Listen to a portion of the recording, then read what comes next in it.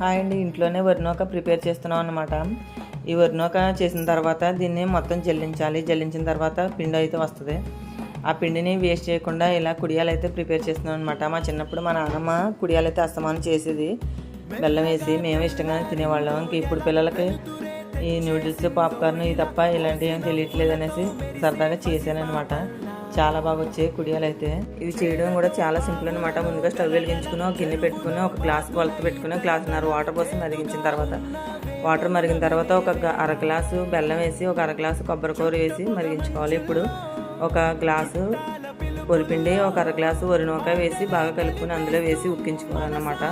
ఉక్కించేటప్పుడు కలపకూడదు. ఇలాగా చాకుతో నేను నాటుల్లో పెట్టుకున్నది అలా పెట్టుకోవాలి. దాని తర్వాత పిండిని ఒక గిన్నెలో తీసేసుకొని కలిపేసుకొని ఉండల కింద చేసేసుకొని మనం ఆవిరి మీద ఉడికించుకుంటే కుడియాలు రెడీ అయిపోయినట్లే. వీడియో నచ్చితే లైక్ చేయండి. ఇలాంటి బెల్లం కుడుములు అంటే ఎంతమందికి ఇష్టమో కామెంట్ చేయండి. ఉంటానండి, బాయ్ బాయ్.